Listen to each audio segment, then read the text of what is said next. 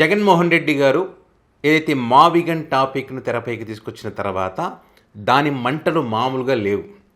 ఈ కూటమి వారి మీడియా గిల కొట్టుకునే పరిస్థితికి వచ్చింది. ఎందుకు వచ్చింది ఏమిటన్న దానికి కొన్ని ఆసక్తికరమైన విషయాలు ఇక్కడ మీ దృష్టికి తీసుకొచ్చేటువంటి ప్రయత్నం. కొన్ని ఆడియోలు కూడా వినిపిస్తాయి, ఎందుకంటే వీడియోలు చూపిస్తే స్ట్రైకులు కొడతా ఉన్నారు కాబట్టి కొన్ని ఆడియోలు కూడా చూపిస్తా, జనాలకు వాస్తవాలు తెలియాలి.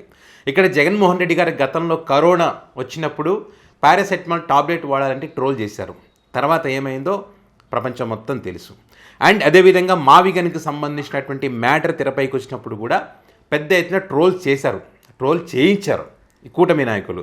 అంటే పబ్లిక్లో చూసారా, పబ్లిక్ అంతా ట్రోల్ చేస్తూ ఉన్నారు అనేటువంటి ఒక ఆలోచన వారిలో కలిగించే విధంగా పెద్ద ఎత్తున ఈ పెయిడ్ ఆర్టిస్టులతో ట్రోల్ చేయించారు అనమాట.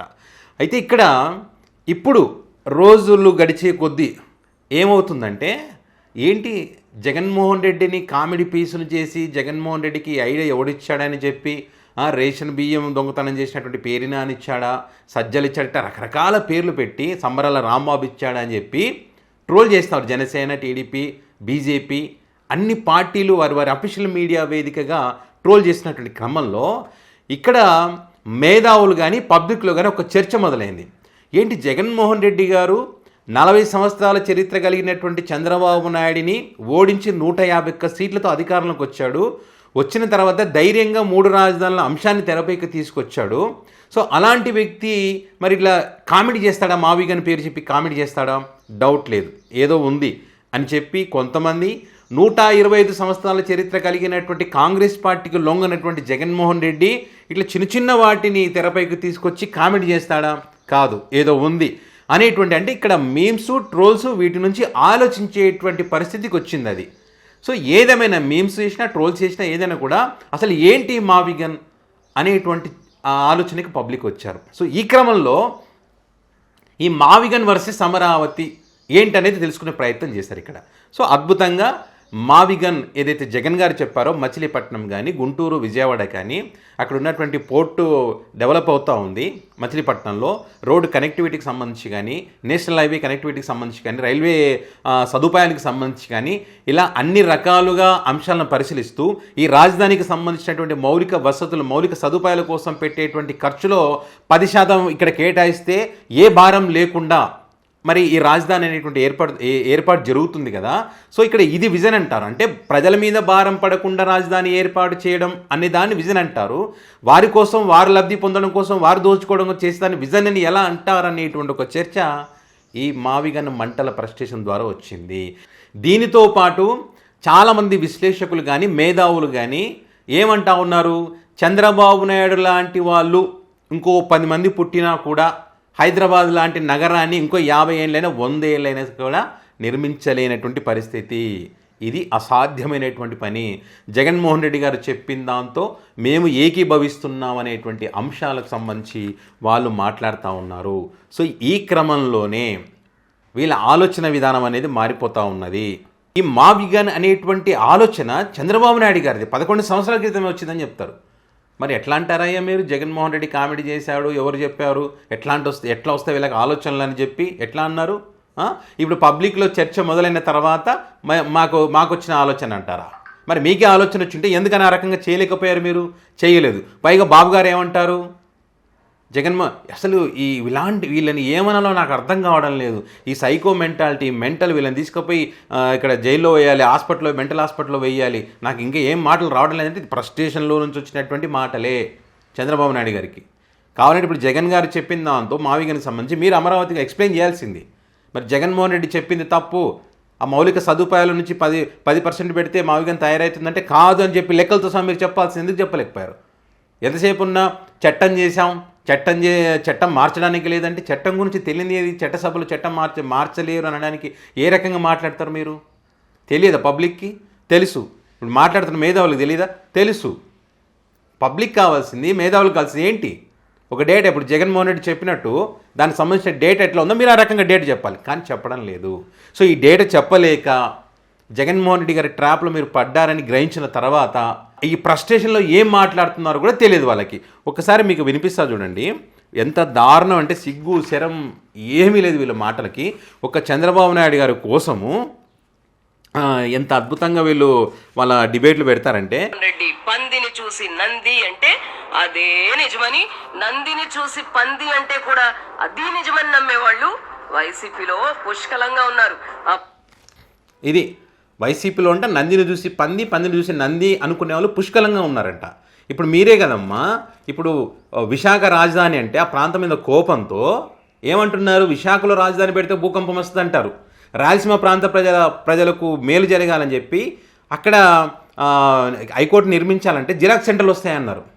అంటే మీరు ఏది చెబితే అక్కడ మీ పార్టీ లీడర్లు, మీ మీడియా, మీరందరూ కూడా అదే చెప్తారు. ఇప్పుడు ఇదే ఏబిఎన్ ఛానల్లో విశాఖ రాజధాని గురించి ఒక వీడియో చేశారు. మేధావులు చెప్తున్నారు, నిపుణులు చెప్తున్నారు, భూకంపం వస్తుందంటే మొత్తం మునిగిపోతుందంట అని చెప్పి. మరి ఇదేంది? ఇక్కడనేమో అమరావతిలో రాజధాని నిర్మిస్తేనేమో దేవతల రాజధాని అవుతుందంట, వారి భూములు ఉన్నాయి కాబట్టి. అమరావతిని కమరావతి అనొచ్చు, ఇంకోటి అనొచ్చు. మిగతా ప్రాంతాలను మాత్రం తక్కువ చేసి మాట్లాడతాం. పార్టీలో సొంత బుర్ర వాడుతున్న వాళ్ళ సంఖ్య తగ్గిపోతోంది. వైసీపీ నాయకులకు తోడుగా పేటీఎం బ్యాచ్ ఉండనే ఉంది. జగన్మోహన్ రెడ్డి తాడేపల్లిలో ప్యాలెస్ కట్టుకుంటే అదే రాజధాని అని ప్రచారం చేశారు. చచా, అదేమి కాదు. 3 రాజధానులు అంటే వీళ్ళకి ఎంత బుర్ర వీళ్ళకి లేదు, వీళ్ళకి తెలివి లేదు. ఎప్పుడు కూడా జగన్మోహన్ రెడ్డి అమరావతిలో రాజధాని అనేది ఉండదని అప్పుడు గతంలో ఎప్పుడు చెప్పలేదు. అమరావతిలో ఇప్పుడు ఏవైతే ఆఫీసులు ఉన్నాయో, కార్యాలయాలు ఇవన్నీ ఉంటాయి, ఇక్కడ నుంచే పరిపాలన అనేది ఉంటుందని చెప్పాడు. రాజధాని లేకుండా ఎప్పుడూ లేదు. మీకు బుర్ర లేక మీరు మాట్లాడుతున్నారు. వైసీపీ వాళ్ళు చెప్పుకోలేకపోయారు. అప్పుడు అమరావతి ఆ రాజధాని అప్పుడు అక్కడి నుంచే కదా పాలన చేసింది వైసీపీ. రేపు జగన్మోహన్ రెడ్డి మీ భార్యలు కారు అని చెప్తే గుడ్డిగా నమ్మేసి కట్టుకున్న దాన్ని చెల్లిగా భావించి పెళ్లి సంబంధాలు చూడడానికి కూడా వెరవని వెన్నెముక లేని బ్యాచ్ ఇంత దారుణమైన జర్నలిజం, ఇంత నీచమైనటువంటి సంస్కృతి ఏ దేశం ఎక్కడైనా, ప్రపంచంలో ఎక్కడైనా ఉంటుందా? ఒక్క తెలుగు రాష్ట్రంలో తప్ప. కనీసం ఆ రాధాకృష్ణకి కనీసం మనం ఏమైనా అనాలంటే కూడా నాకు అనాలనిపించడం లేదు. ఇంత దారుణమైన పోలిక పెడతాడు ఎవడైనా. దీనికి పెళ్ళాలకు దీనికి ఏమైనా సంబంధం ఉందా? ఏ భర్త అయినా నా జగన్మోహన్ రెడ్డి చెప్తేనంటే వాళ్ళు నా పెళ్ళం కాదు చెల్లి అనుకొని పెళ్లి సంబంధాలు చేసి పెళ్లి చేస్తారంట. ఈ పదం ఎవడైనా మాట్లాడతాడా? మరి మేధావులు కొంతమంది ఉన్నారు, ఏదో జగన్మోహన్ రెడ్డి మీడియాని ఏదో అన్నారని చెప్పి ర్యాలీలు చేసి, ధర్నాలు చేసి, వార్నింగ్లు ఇచ్చిన వాళ్ళు మరి ఇప్పుడు మాట్లాడరు దీని గురించి, ఇది కరెక్ట్ కాదని చెప్పి. రాష్ట్రోడికి కొంచెం సెన్స్ లేకపోయినా చదివే ఒక మహిళ చదువుతూ ఉంది, ఒక మహిళ ఈ వర్డ్ చదవచ్చు అసలు. ఇది మీరు నంది అంటే నంది, పంది అంటే పంది, మీరు చెప్పిందే కరెక్ట్ అనుకోవాలి. ఇవి ఏమంటారు, ఇవి నీతులు. ఇవి అవతలలో నీతులు మాట్లాడితే మీకు బూతులు. మీరు మారుస్తున్నారు, మీరు మార్చి మీకు వర్తిస్తాయి ఇవన్నీ, మీరు చేస్తున్నారు కాబట్టి. అంటే ఇదంతా ఏంటంటే ఫ్రస్ట్రేషన్లో నుంచి వస్తున్నటువంటి మాటలు. మీకు నిజంగా సబ్జెక్టే ఉంటే, డేటానే ఉంటే, మీ దగ్గర జగన్ గారి మాటలకు కౌంటర్ ఇచ్చేటువంటి కెపాసిటీ ఉంటే దానికి కరెక్ట్ అయిన డేటాతో మీరు ఆన్సర్ ఇస్తారు. కానీ ఆన్సర్ లేదు కాబట్టి ఈరోజు మీరు ఈ రకంగా మాట్లాడుతూ ఉన్నారు. ఏం మీడియా రా నాయన తయారైంది. మెడకాయ మీద తలకాయ, ఆ తలకాయలో ఇంత గుజ్జున్న ఎవరైనా మావిగన్నని జగన్మోహన్ రెడ్డి వెంట వెలువడిన వికారాన్ని, అది వికారం అంట. మచిలీపట్నం బాగుపడితే వికారం, గుంటూరు బాగుపడితే వికారం, ఏది ఇప్పుడు విజయవాడ బాగుపడితే వికారం. అందుకే ఆ ప్రజలే అంటున్నారు ఇప్పుడు మీకు మా పైన ఎంత వికారం ఉందని. వైజాగ్లో కూడా అంటున్నారు అందరూ, రాయలసీమ ప్రాంతంలో. సో మేమందరం వికారమే అమ్మ మీకు మాత్రం అదొక్కటి మాత్రం దేవతల రాజధానిలా కనిపిస్తుంది, పెట్టండి ఖచ్చితంగా వికారం ఎలా ఉంటుందో చూపిస్తామని పబ్లిక్ అంటున్నారు కాబట్టి ఫ్రస్ట్రేషన్లో వీళ్ళు ఏం మాట్లాడుతున్నారు ఏదో కూడా తెలియని పరిస్థితి. ట్రోల్ చేసిన వాళ్ళు కూడా ఇప్పుడు ఏం మాట్లాడలేనటువంటి పరిస్థితి. ఇప్పుడు ఇంకోటి వినిపిస్తుంది చూడండి. రామకృష్ణారెడ్డి, నేను డైరెక్ట్గా మాట్లాడుతున్నా ఈ మాట. నువ్వు ఒక బందిపోటువి, మీదొక బందిపోటు ముఠ. అసలు బందిపోటు అనడం కంటే డెకాయిట్ అంటే ఆంధ్రాలో బాగా పేలుద్ది డైలాగ్. పర్టికులర్గా కృష్ణా జిల్లా ఏరియాల్లో డెకాయిటీ గాడ్ అంటారు. నువ్వు మీ ముఠ అంతా డెకాయిటీ గ్యాంగ్. ఇది డెకాయిటీ, ఈ మాటలు ఈయనకే వర్తిస్తాయి. ఎందుకంటే ఆయన మాటలు వినండి. ఎవరు అవునన్నా కాదన్నా కొంత దాని పేరేం పెడతారు, ఇన్సైడ్ ట్రేడింగ్ అంటారా, లేకపోతే ఇంకో ట్రేడింగ్ అంటారా, లేకపోతే ముందస్తుగానే తెలుసుకున్నారంటారా, ఆ భాష పరిజ్ఞానం లేదా పదజాలం మనకు అవసరం లేదు. కొంతవరకు రాజధాని రావడానికి ముందే తెలుగుదేశం పార్టీ నాయకులు కొంతమంది అక్కడ భూములు కొన్నారు అన్నది విస్పష్టం, వాస్తవం. దాన్ని ఎవరు కొట్టిపారేలేదు. దీన్ని ఏమంటారు? దీన్ని ఏముట అంటారు? దీన్ని నువ్వే పెట్టా డకాయిట్ అని పేరు. అదే అంటారు, పబ్లిక్ అదే అంటున్నారు. మరి నీకే వర్తిస్తుంది అయ్యా, నువ్వు చెప్పినది నీకే వర్తిస్తుంది అని చెప్పి అదే అంటున్నారు. మాట్లాడేటప్పుడు కొద్దిగా ఆలోచించి మాట్లాడాలా. ఇంకొకటి వినిపిస్తా చూడండి. వెంటనే మొత్తం అంతా కూడా ట్రోలింగ్ జరిగింది జగన్మోహన్ రెడ్డి గారి మావిగన్ గురించి. అనేక పట్టణాలు నగరాల మొదటి అక్షరాలు తీసి చివరి అక్షరాలు తీసి వేరే వేరే బూతులు ధ్వనించేలాగా లాఫింగ్ స్టాక్ గా మారింది. సో జగన్మోహన్ రెడ్డి గారు తెలివి తక్కువగా మాట్లాడుతున్నారు లేదా పిచ్చిగా మాట్లాడుతున్నారు అది ఇది అంటూ కామెంట్ చేశారు. వాస్తవంగా ఆయన తెలివి తక్కువగా మాట్లాడలేదు. చాలా తెలివైన వాళ్ళము, 40 ఏళ్ల రాజకీయ అనుభవం ఉంది, అపర చాణక్యులు అనే పేరున్న చంద్రబాబు నాయుడు గారిని 150 సీట్లతో గెలిచారంటే తెలివి తక్కువ వాళ్ళు గెలుస్తారా? తెలివైన వారు అనుకుంటున్న చంద్రబాబు నాయుడు గారు తెలుగుదేశం పార్టీని మాయం చేసి ఇతను తెలివిగా బిహేవ్ చేస్తున్నారు అనేది ఒక ఆర్గ్యుమెంట్. సో ఇది టీవీ5లో మూర్తి గారు చెప్పినటువంటి మాటలు.